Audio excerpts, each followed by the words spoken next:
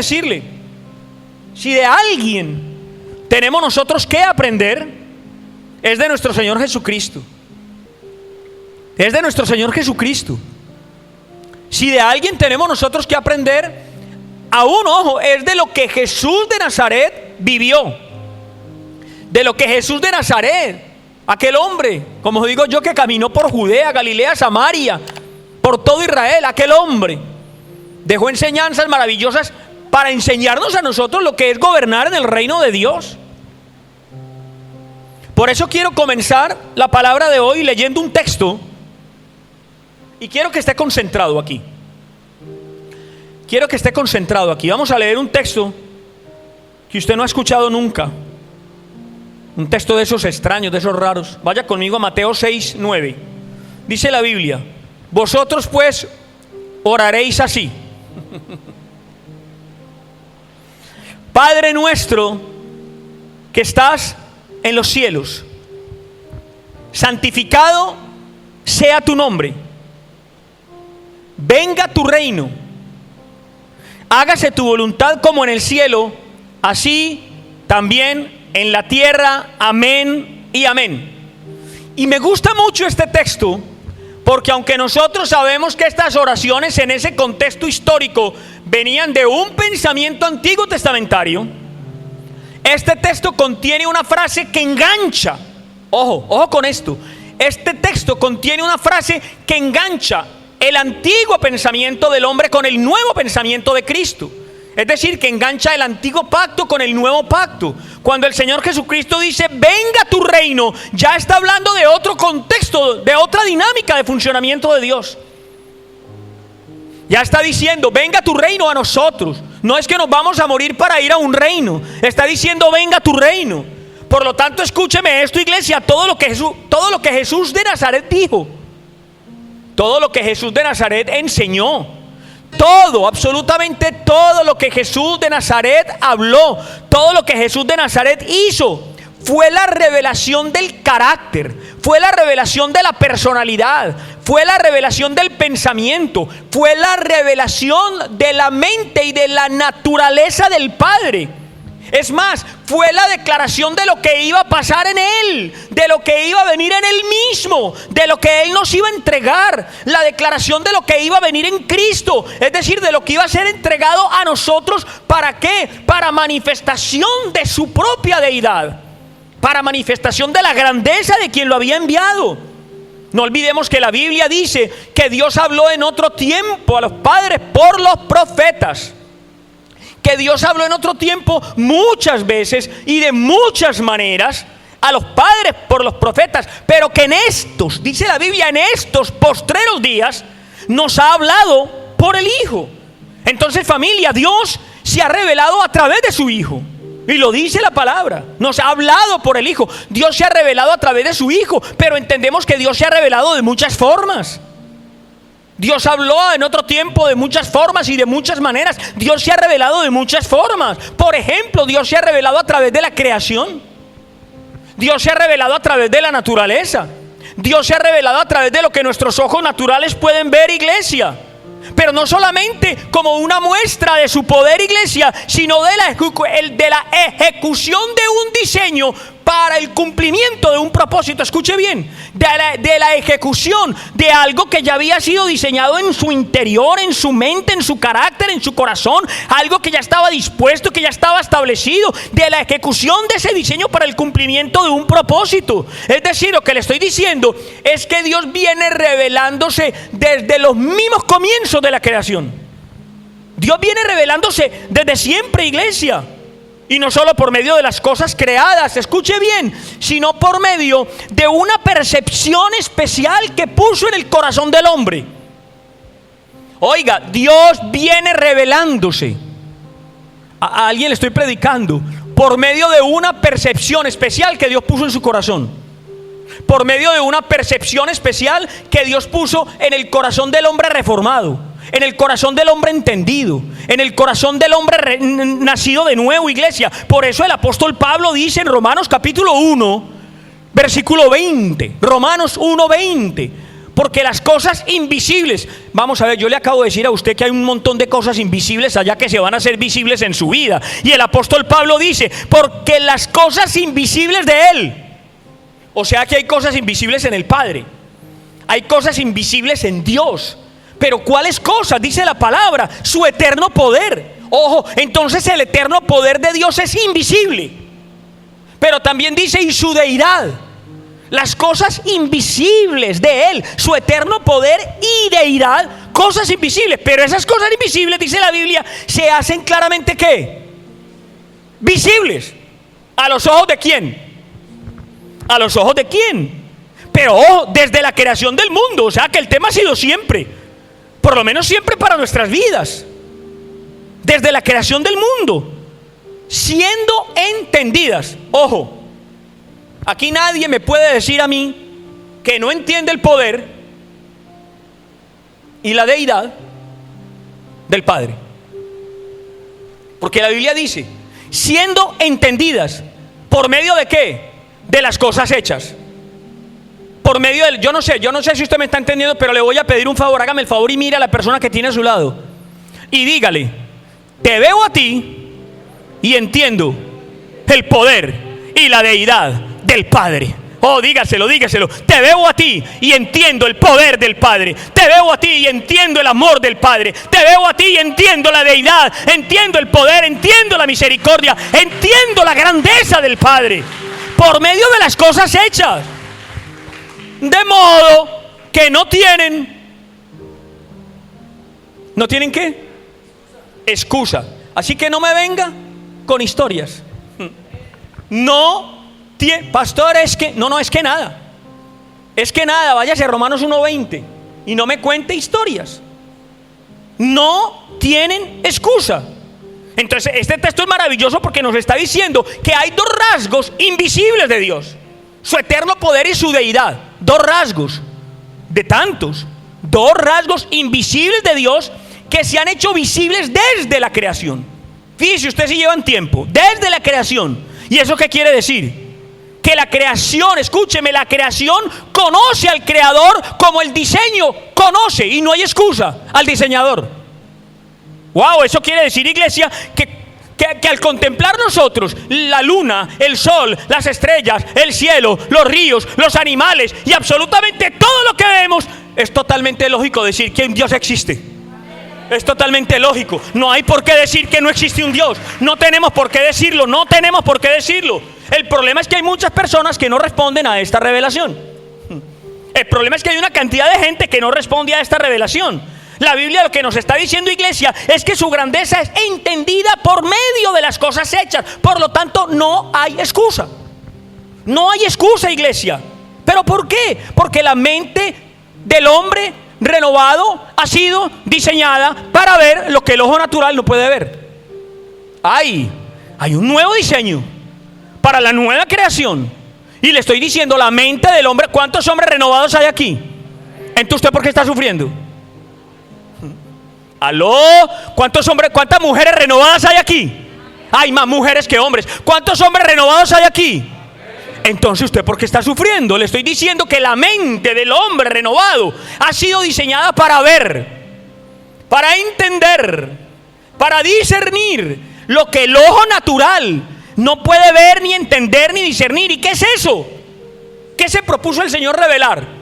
Se propuso revelar su amor, se propuso revelar su poder, se propuso revelar su misericordia, se propuso revelar su santidad, se propuso revelar su propósito. ¿Manifestando qué? Manifestando a su Hijo en nosotros a través de la fe.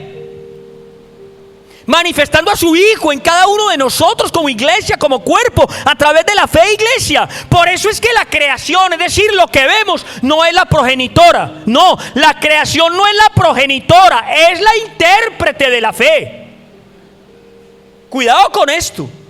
La creación, como dicen algunos, no es el inicio, no es la progenitora, es la intérprete de la fe. Por eso es que el ateísmo, y yo respeto a todo el mundo, cada cual con su cada cualada, decía mi abuelo.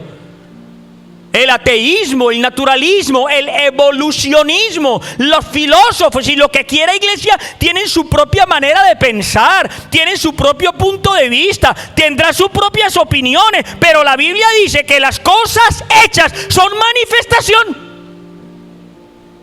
Escúcheme, la Biblia dice que las cosas visibles son manifestación de lo invisible. Usted no entendió, no, usted no me entendió, iglesia.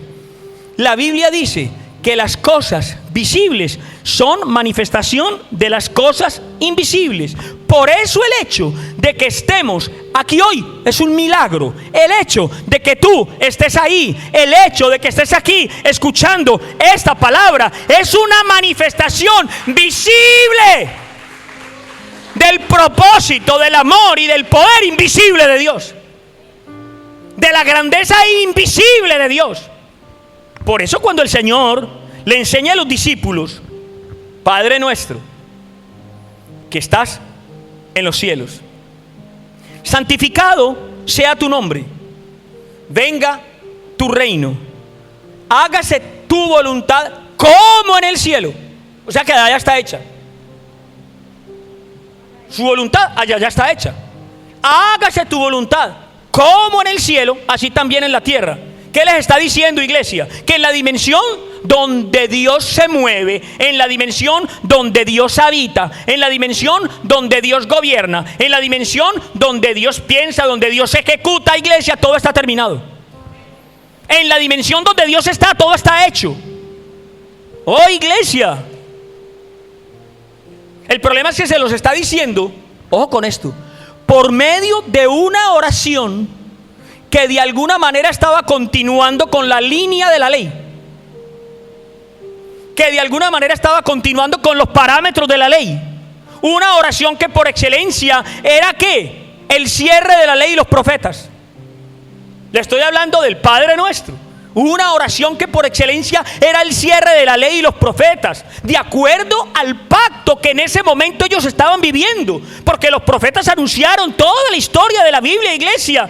¿Quién habría de venir y qué habría de venir? Pero lo anunciaron ¿cómo? A través de tipos, sombras y figuras. Pero escúcheme, Jesucristo jamás dijo: yo soy la sombra del mundo. Él dijo: yo soy la luz del mundo. ¿Aló? Él no dijo: yo soy la sombra del mundo. Es decir, Él dejó de estar oculto. Ojo, Él dejó de estar oculto en las promesas para hacer el cumplimiento de las promesas. ¿Aló? Él dejó de estar oculto en las sombras para hacer la luz. Porque es que Él estaba oculto en las promesas. Promesas y promesas y promesas. Pero ¿quién estaba en esas promesas? Cristo. Y en ese momento Él deja de estar oculto en las promesas para hacer la promesa. Deja de estar oculto en las sombras para hacer la luz. Por eso es que toda palabra profética debe darle luz a usted de lo revelado. No de lo que piensa un hombre. Toda palabra profética debe darle luz a usted de lo que ha sido revelado en Cristo, no de lo que piensa una religión, no de lo que está escrito por ahí en cualquier libro. Es decir, un profeta que no ilumine lo revelado en Cristo no es de Dios.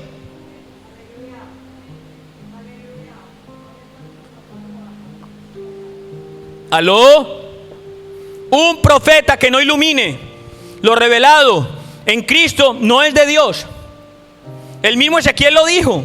Ezequiel capítulo 13 versículo 2: di a los que profetizan de su propio corazón, oíd palabra de Jehová. Punto. Ojo, los que profetizan de su propio corazón, que no son poquitos. ¿Por qué? Porque hablan de su propia vanidad, porque hablan de sus propias capacidades, porque hablan de su propio aprendizaje, porque hablan de lo que han aprendido, pero no de la revelación del Espíritu. Que eso es diferente, iglesia. Por eso es que ahora entendemos que de acuerdo al pacto que nosotros estamos viviendo hoy, la oración del Padre Nuestro ya caducó. Sí, yo sé que esto le pega más duro a más de uno, pero a la luz del nuevo pacto, del pacto que hemos entendido, que hemos recibido por herencia, la oración del Padre Nuestro caducó. ¿Por qué? Porque obvia completamente la obra terminada en Cristo, porque está clamando a un Dios que todavía no vivía dentro de nosotros. ¿Aló? ¿Alguien está entendiendo esto, iglesia? Por eso es que nuestra oración no puede ser un éxtasis para descargar nuestras quejas. Por eso es que nuestra oración no puede ser un éxtasis para descargar ni siquiera nuestras motivaciones ni nuestras peticiones, iglesia. La oración del reino es entender la obra terminada en el reino para traerla aquí a la tierra. Es entender la obra terminada en Cristo y traerla, hacerla visible, iglesia. La oración del nuevo pacto, iglesia, es una oración rica en comunión, que conecta con la comunión del Espíritu Santo de Dios, que conecta con su voluntad de acuerdo al pacto de gracia en el que estamos, de acuerdo al pacto de gracia en el que nos movemos. Voluntad que encierra ¿qué? Voluntad de Dios que encierra ya nuestra prosperidad, nuestra protección, nuestra sujeción a Dios, nuestro sustento, nuestra bendición, nuestra dirección, que encierra de alguna manera el disfrute de la promesa ya cumplida en Cristo Jesús, sentándonos en lugares celestiales junto a Él para gobernar las naciones. Esa es la oración del nuevo pacto. Pero el problema, familia, es que nuestras oraciones la mayoría de las veces están cargadas de quejas, de lágrimas, de peticiones, auxilio, ayuda. Nosotros oramos ¿para qué? Para pedir salud, para pedir prosperidad, para pedir protección.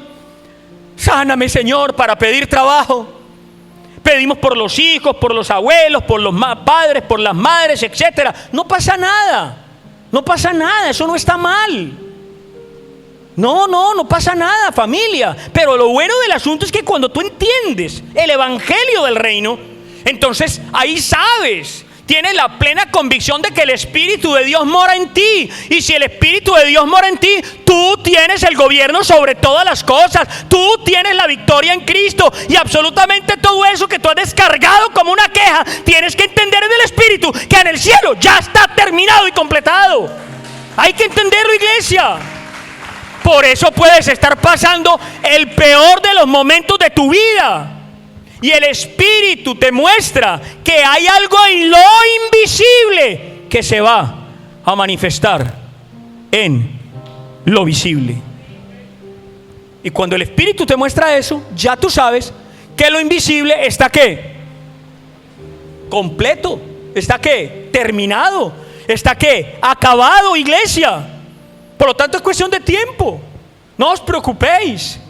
Es cuestión de tiempo, iglesia, para que se manifieste eso en lo visible. Eso es caminar en el Espíritu. Caminar en el Espíritu no es andar en una meditación ahí toda trascendental. No. Caminar en el Espíritu es caminar en el conocimiento de que Él habita en mí y que Él gobierna en un reino acabado, terminado, completo, bendecido, desde donde parte todas las bendiciones para mí, iglesia. Caminar en el Espíritu es saber que vives en un reino completo. Oh, ¿cuántos saben que viven en un reino completo, en un reino terminado, en un reino bendecido? Eso lo tenemos que entender, iglesia.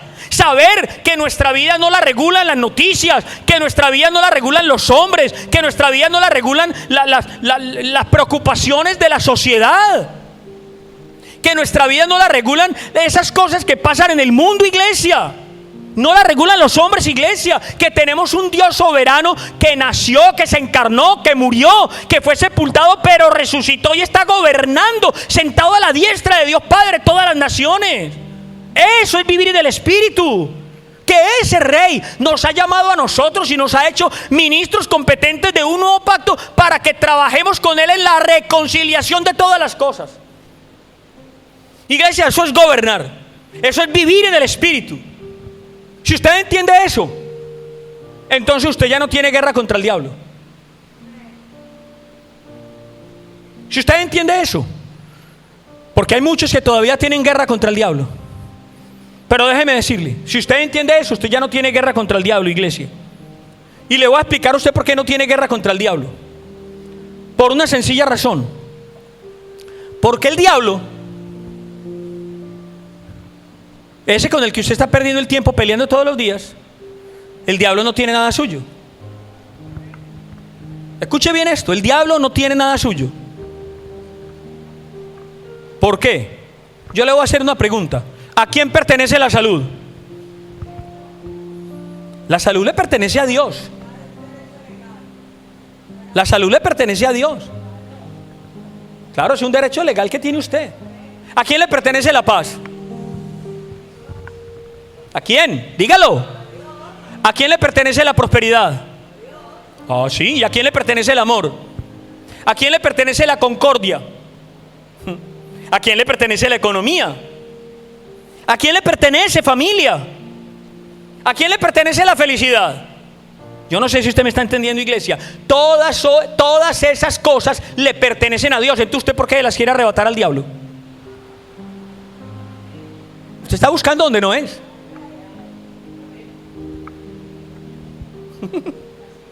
¿Aló? Es que la cosa es sencilla, pero es que nos complicamos buscando batallas que no nos pertenecen. Esas cosas le pertenecen a Dios, iglesia. Le pertenecen al reino de Dios, y la Biblia dice que el reino nos ha sido dado. Así que por derecho propio todas esas cosas son suyas. ¿Cuántos tienen a Cristo? Entonces usted tiene la paz, tiene la felicidad, tiene el gobierno, tiene el sustento, tiene la prosperidad, tiene la salud, las tiene, le pertenecen a usted por derecho propio. Por eso exactamente, iglesia, por eso es que yo participo del fruto del Espíritu y no de las obras infructuosas de las tinieblas. Ahí hay una diferencia. Más bien a las obras yo las ¿qué? ¿Qué dice Pablo? Las reprendo, amén. Las reprendo. Pablo lo dice, Efesios capítulo 5, versículo número 11. Y no participes de las obras, diga conmigo, obras infructuosas de las tinieblas, sino más bien ¿qué? Los pecados solo son obras que se originan ¿en dónde? En las tinieblas. Obras infructuosas de las tinieblas. No son frutos, iglesia. Gálatas capítulo 5 versículo 19 dice: y manifiestas son las ¿qué? Las obras de la carne, que son ¿qué? Adulterio, fornicación, inmundicia, lascivia. Y la lista sigue, búsquela ahí en la Biblia. La lista sigue y es larga. Y todo eso se fragua, wow, en las tinieblas. Pero el fruto del Espíritu es resultado de la luz. Escuche bien, el fruto del Espíritu es resultado de la luz. Mas el fruto del Espíritu es amor, gozo, paz, paciencia, benignidad, bondad, fe, mansedumbre, templanza. El fruto del Espíritu es resultado de la luz. Eso quiere decir que la luz es productiva. Eso quiere decir que la luz, ¿cuántos saben que por ahí la luz hasta nos llena de vitamina D? La luz produce fruto. Escuche bien, hace 8 días hablábamos de la luz, de ser luz. Miren lo importante de entender esto. La luz produce, la luz es reproductiva. La luz reproduce. La luz no solamente ilumina, muestra, enseña, produce. La luz, iglesia. Mire, ninguna planta da fruto si no es expuesta a la luz. Oh, escuche. Ninguna planta da fruto si no tiene contacto con la luz. En cambio, el pecado se engendra en las tinieblas. Porque el pecado no es un fruto, es una obra. Eso es diferente, iglesia. Pero déjeme decirle, en la luz florece la gracia. Y la gracia da un fruto, que es el fruto del Espíritu. El fruto del Espíritu, el fruto del Espíritu. Por eso no tenemos guerra con el diablo. Más bien nosotros ¿qué hacemos? Sujetamos la maldad en el nombre de Cristo.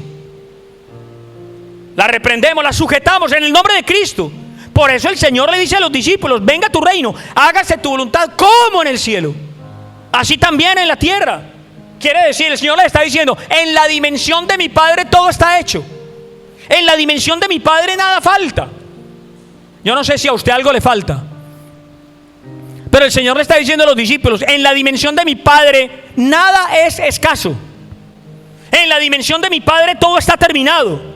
Por eso, iglesia, es que nuestra oración debe ser: Padre, manifiesta en mi vida lo que ya está completo en el cielo. Ahí hay una diferencia, iglesia. Jesús lo que les está diciendo, iglesia, es: la voluntad de Dios que está hecha en el cielo se puede manifestar aquí. Mire, está diciendo la voluntad de Dios que ya ha sido ejecutada, diseñada, terminada, establecida allá, se va a manifestar en tu vida.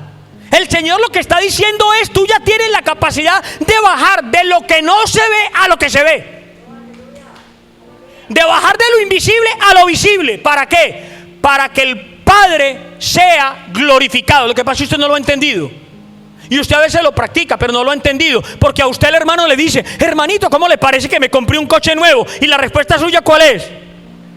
Gloria a Dios. ¿Amén? ¿Sí o no? Siempre responde lo mismo. ¿Aló? Así es, ese es el lenguaje del cristiano, ¿o no? Uy, por fin me conseguí una excelente vivienda. Gloria a Dios. ¿O cómo responde usted? A ver, ¿cuántos cristianos hay aquí? ¿Cómo responde usted? Gloria a Dios. ¿Cómo te parece que las calificaciones de mi niño fueron fantásticas? Gloria a Dios. Gloria a Dios. ¿Usted está hablando de qué? Usted está hablando de algo visible. El coche es visible, la casa es visible, las calificaciones del niño son visibles, la salud de su familia es visible, el trabajo que consiguió es visible, la economía es visible, todo es visible. Sin embargo, usted dice gloria a Dios y eso es invisible. Me va a entender algo que es muy importante. Ojo con esto, iglesia. Ojo con lo que le voy a decir. Nosotros lo que pasa es que hay algunos que se espiritualizan de tal manera, pero nosotros hemos sido diseñados para glorificar al Padre en lo visible o en lo invisible. Diga, en lo visible. Quítele el in. Nosotros hemos sido diseñados para glorificar al Padre en lo visible, en lo que los hombres pueden ver, eso que ha creado el Señor, porque a través de eso que ha creado el Señor se viene glorificando y manifestándose desde la creación. Es más, el Señor Jesucristo lo dijo en Juan capítulo 17 versículo 4: yo te he glorificado ¿en dónde? Dígalo. Yo te he glorificado ¿en dónde? ¿Y la tierra es qué? Dígalo. Diga, ¿visible o no? Bueno, a no ser de que usted sea, ¿cómo es que dicen ahora? Terraplanista. Hay algunos terraplanistas que dicen que la tierra es plana. Hay de todo en esta vida, una locura. El Señor Jesucristo lo dijo: yo te he glorificado en la tierra, es decir, en lo visible. Y luego le dice: he acabado la obra aquí, visible. He acabado la obra que me diste que hiciese. Entonces, escúcheme, el propósito del Evangelio es que el Padre sea glorificado en lo visible a través del Hijo.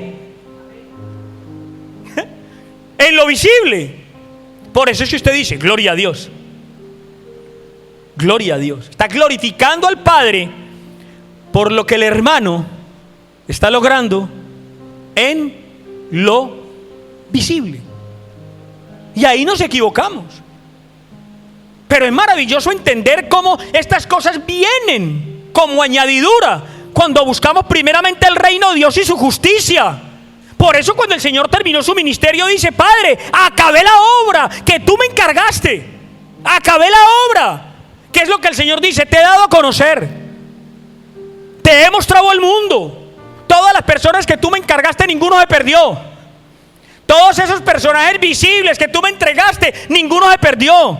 Todos los gané para tu reino. Me voy feliz porque te manifesté. Hoy pueden hablar de ti solo por un motivo: porque me ven a mí. ¡Wow! Esto es magnífico. Yo no sé a quién le estoy predicando, pero si alguien está hablando por ahí de Cristo, es porque está viendo el testimonio en mi vida. Es porque está viendo porque escucha lo que predico, lo que hago. Eso es lo que Cristo le está diciendo al Padre. Me voy tranquilo, he manifestado tu gloria, he manifestado tu carácter, tu naturaleza. Hoy pueden ver al invisible en el visible. ¿Aló? Esto tiene que ver con la vida de nosotros. Porque finalmente entonces, ¿cómo vamos a hacer luz si lo que estamos manifestando es al terrenal? Mire cómo todo esto encadena de una manera maravillosa. ¿Cómo vamos a hacerlo si no entendemos esto?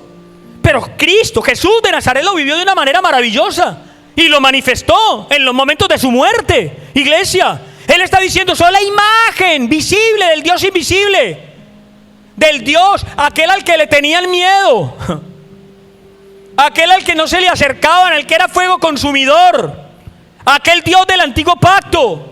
Aquel Dios ahora le podemos hablar. Aquel Dios, iglesia, ahora lo podemos manifestar, el Dios invisible. ¿Por qué? Porque en la iglesia, en el cuerpo, en la extensión de la cabeza es donde tenemos que ver el amor de Dios. En la iglesia visible es donde tenemos que ver y manifestar el amor del invisible. En la iglesia visible, iglesia, ¿por qué? Porque la iglesia es la extensión de la cabeza. Por eso que llegue aquí el que quiera, que llegue el pecador, que llegue la prostituta, que llegue el drogadicto, que llegue el incrédulo, que llegue el ateo. Y cuando llegue aquí, iglesia, serán abrazados por una iglesia entendida que le da el amor del invisible al perdido visible. Tiene que ser abrazado, ojo, por una iglesia que le dé el amor y la comprensión del invisible al perdido visible. Mire, esto nos tiene que sacar de un letargo espiritualoide, que a veces nos volvemos tan espiritualoides que despreciamos al visible. Porque hay algunos que no les falta sino que les pongan alas. No, hay que acercarse al cuerpo, hay que acercarse al perdido, hay que acercarse a la gente, hay que amar, entendiendo, iglesia, entendiendo que en nosotros gobierna la naturaleza completa, el carácter del invisible. Solo así nosotros podemos ver que se hace visible lo invisible. Todo aquello que se mueve en la dimensión del Altísimo, todo aquello que se mueve en la dimensión del que vive, iglesia. Por eso cuando Dios quiere ejecutar algo, cambiar algo, soltar algo, iglesia, cuando Dios quiere que se cumpla algo en la tierra, envía una palabra que nunca regresa a él vacía. No regresa vacía. ¿Por qué? Porque cuando Dios envía una palabra es porque en su dimensión ya eso está terminado. ¡Wow! Cuando Dios envía una palabra es porque en su reino ya eso está completo. Ojo, una palabra. Y ahí es donde muchos cristianos todavía se equivocan. Escúcheme bien. Por eso es que absolutamente todo lo que nosotros hagamos, hablemos, pensemos, todo lo que tenga que ver con nosotros, iglesia, tiene que ser por medio de la palabra. ¿Por qué? Porque absolutamente todo lo que existe, existe por la palabra. Pero a nosotros se nos olvida. Oh, escúcheme, todo lo que existe, existe por la palabra. Por eso nosotros tenemos que fundamentar nuestros actos. Nosotros tenemos que fundamentar nuestros sueños. Tenemos que fundamentar nuestros pensamientos, nuestras decisiones, nuestros deseos. ¿En qué? Diga, en la palabra. Se nos olvida que todo lo que existe fue por medio de la palabra. Y déjeme decirle, todo lo que hagamos, todo lo que hagamos por la palabra, todo lo que vivamos por la palabra, todo lo que cantemos por la palabra, todo lo que cantemos, todo lo que toquemos por la palabra, todo lo que prediquemos por la palabra fructificará. Todo. Porque lo que Dios creó por la palabra ha fructificado. ¿Y de qué manera? ¿Y de qué manera? Todo lo que soltemos por la palabra fructificará. ¿Por qué? Porque Dios no habla para ver si se cumple. No. Dios no habla para eso, iglesia. Dios no habla como hablamos nosotros. Quizá. Puede. Yo no sé. A lo mejor. Ese es el lenguaje suyo. ¿Amén o no amén? Quizá, de pronto, a lo mejor, quién sabe. Tal vez, iglesia. Eso es vocabulario humano, vocabulario carnal, vocabulario de este mundo. Por eso es que nosotros soltamos una verdad con una mentalidad negativa. Sí. Nosotros decimos amén y por dentro estamos pensando, ¿será que sí? Ay, alguien se rió por allá. Hasta con la mascarilla lo vi. Tiene razón. Nosotros soltamos amén y por dentro, ¿este tío de qué va? Es nuestra mentalidad carnal, iglesia. ¿Pero por qué? Eso le pasa a las personas que aún no están sostenidas en lo eterno. Escúcheme, sostenidas en lo eterno. Pero déjeme decirle algo importante. La filosofía no puede sostenernos. La información no puede sostenernos. La política no puede sostenernos. La economía no puede sostenernos. Oh, escúcheme, iglesia. Absolutamente nada puede sostener, ni siquiera los afectos de las personas que amamos pueden sostenernos.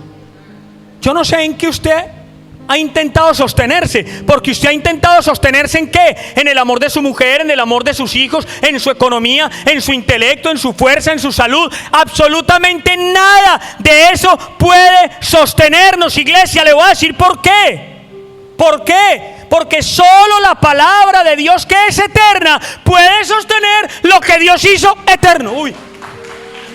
Aló, iglesia. Solo la palabra de Dios, que es eterna, puede sostener lo que Dios hizo eterno. Por eso cuando Dios habla es porque todo ya está terminado. Mire, ser un cristiano entendido del nuevo pacto es lo mejor que hay. Ay, el que entiende esto, le digo una cosa, se va así, vea, como un monopatín. Se lo digo. El que trasciende a este entendimiento. Esto es otra historia, iglesia. Esto es otra historia. El que entiende esto entiende que cuando la palabra de Dios es soltada, cuando Dios suelta una palabra para tu vida, activa un tiempo. Y eso se llama un tiempo kairos. Cuando la palabra de Dios suelta y viene a ti, esa palabra no vuelve vacía, porque ella misma activa un kairos. Y activa un kairos, ¿para qué? Para que esa palabra madure. Y para que esa palabra madure necesita un ambiente, necesita una atmósfera. ¿Y cuál es esa atmósfera? La oración. ¿Esa palabra madura en qué? ¿En medio de qué? En medio de la lectura bíblica, en medio de la unidad de la iglesia, en medio de la congregación, en medio de la palabra predicada, en medio del sermón, en medio de la unión de los hermanos, en medio de la relación entre los hermanos, iglesia. En medio de saber esperar en Dios hasta que se cumpla su voluntad. El problema es que nosotros nos desesperamos a la primera de cambio cuando hablamos con un hermano y el hermano incumple. ¿Sí o no? Y nos desesperamos, iglesia. Pero Dios no. Dios puede esperar 1000 años como si fuera un día. Eso es lo que dice la Biblia.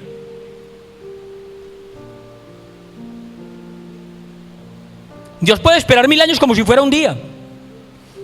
Dios puede soltar una palabra en Génesis 3:15, pasar 4000 años y hacerlo realidad ahora. Así de sencillo, iglesia. Como si nunca hubiera pasado el tiempo. Como si nunca hubiera pasado el tiempo. Por eso, iglesia, lo que se manifiesta en la tierra para Dios no es sorpresa. Nada es sorpresa, iglesia. Porque cuando Dios trae una palabra, la firma en el Espíritu. La firma, iglesia, y ahí tú sabes que si Dios la firmó es porque ya ha sido cumplida. Eso quiere decir que Dios no necesita a nosotros provocarnos ni ilusionarlos con palabras motivadoras, con frases motivadoras. No, cuando Dios dice algo, Dios está diciendo: estoy contigo. Oh, ¿y alguien me escuchó? Cuando Dios dice algo, está diciendo: estoy contigo, no estás solo, mi espíritu está en ti.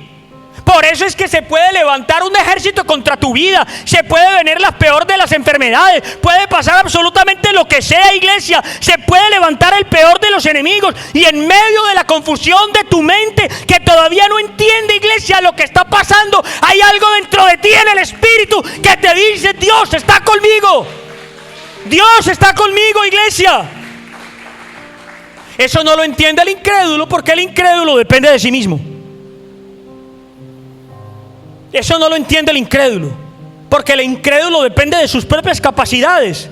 Pero el creyente, aunque su mente racional todavía no lo registre, escúcheme esto, aunque su mente intelectual todavía no lo discierna, iglesia, aunque esté lleno de miedo, sabe que cuando el Espíritu de Dios trae una palabra, iglesia, es más poderosa que 10,000 mensajes de motivación, porque es algo que transforma, que nos hace nuevos, iglesia, porque vino de Dios. Y lo que viene de Dios fortalece, lo que viene de Dios gratifica, lo que viene de Dios levanta, lo que viene de Dios ilumina, lo que viene de Dios vivifica y revela su voluntad. Eso es conocimiento, iglesia. Por eso, familia, en los momentos más difíciles de tu vida viene una palabra del Espíritu. Es donde está lo importante de no dejar de escuchar palabra. Viene una palabra del Espíritu. ¿Y cómo viene? Por medio de la oración, por medio de la lectura, por medio de la predicación, por medio del sermón, por medio del grupo familiar, por medio de tu comunión. Mire, Dios habló por un burro, ¿cómo no va a hablar por cualquier cosa? Dios usa cosas que tú ni imaginas para comunicarse contigo, y Él usará lo que sea para decirte: estoy contigo, estoy contigo, no estás solo. Y si Dios está conmigo, no hay diablo que pueda venir contra mí, no hay enemigo que pueda destruir, iglesia. Cuando Dios trae una palabra a mi realidad, sea cual sea mi realidad, es porque esa palabra ya está cumplida en el reino de Dios, iglesia. Esa fue la razón por la cual el Señor le dijo a Noé que construyera un arca donde nunca había llovido. Porque ahí, en el cielo, ya había llovido. Esa fue la razón por la cual el Señor le dijo a Moisés más de 14 veces que construyera un tabernáculo según el diseño que ya se le había mostrado en el monte. ¿Por qué? Porque en el reino eso ya había sido hecho, iglesia. Por lo tanto, ¿quiénes son los que disciernen esto? Padre nuestro que estás en el cielo, santificado sea tu nombre. Venga a nosotros tu reino. Conexión, antiguo pacto, nuevo pacto. Y hágase tu voluntad en mi vida, en mi familia, en mi salud, en mi economía, en todas las áreas de mi vida, en mi matrimonio, en mis relaciones, tal como ya ha sido hecho en tu reino, en el cielo. Eso lo discierne, eso lo entiende, eso lo habla y eso lo confiesa un hijo de Dios nacido de nuevo, entendido y renovado en el Espíritu, que ha concebido en su corazón el pensamiento, la mente del Rey, la mente del Altísimo, la manera de entender, la manera de gobernar, iglesia, y que es capaz de darlo a conocer a todos aquellos que lo rodean. Gente, hoy estamos a la altura de ser capaces de visualizar lo invisible y traerlo a lo visible. Hacer realidad, iglesia, materializar las bendiciones, materializar todo aquello que Dios ha planificado, que Dios diseñó, estableció y ya entregó para todos nosotros. Esto es vital entenderlo. Esto es vital entenderlo. Cuando yo entiendo esto, trascendemos a otra realidad. Trascendemos a otra manera de gobierno. Empezamos a entender, iglesia, que no hemos sido puestos aquí para ser miembros de una religión. Que no hemos sido puestos aquí simplemente para asistir un domingo a son de nada, sino para saber que estamos siendo estructurados, edificados de acuerdo al programa de Dios, iglesia. Entender nosotros que la oración del reino es otra cosa, que nos lleva a una dimensión de entendimiento superior, que nos lleva a una dimensión de gobierno, donde todas las áreas de mi vida, mi familia, mis hijos se van a ver beneficiados de un sacerdocio real. Varones que han sido hechos cabezas de las mujeres, mujeres que han sido creadas y recreadas como ayuda idónea, que tienen lo que nosotros no tenemos. Trascendamos a ese gobierno, trascendamos a ese nivel de pensamiento. Ahí vamos a poder ser luz en cualquier sitio donde nos hallemos, en cualquier problema, en cualquier circunstancia, en cualquiera de las situaciones. Esto es vital. En nuestra relación con mi esposa ha sido vital el conocimiento de los dos, porque cuando yo decaigo está ella para iluminarme, y cuando ella decae estoy yo para iluminarla. Pero siempre,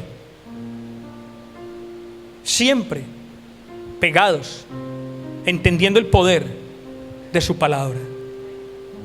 Señor, yo te doy gracias por todas las personas que nos están escuchando, por las personas que están reunidas esta mañana, y declaro en el poderoso nombre de nuestro Señor Jesucristo que nuestra oración trasciende a un conocimiento superior, que nuestra oración trasciende, Señor, al entendimiento de nuestra sujeción a la mente y al poder de Cristo, entendiendo, Señor, que en el reino de Dios, en la dimensión donde el Padre habita, donde el Padre se mueve, donde el Padre crea, diseña, genera, las cosas ya han sido terminadas, hechas, que Él ya ha declarado la victoria en Cristo Jesús para cada uno de sus hijos, y que nosotros descansamos a veces, iglesia, en nuestras propias capacidades, poder, intelecto, economía, donde hemos fallado. Pero hoy entendemos que absolutamente nada de esas cosas pueden sostenernos, ni la información, ni la filosofía, ni la economía. Solo la palabra, que es eterna, puede sostener aquello que Dios ha hecho eterno.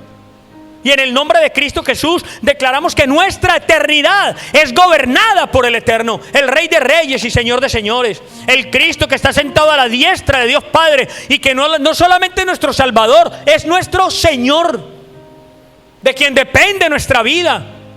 Hoy sujetamos nuestros pensamientos, deseos, sueños a la mente de Cristo, para ser y hacer todo aquello que Él ha pensado para nosotros.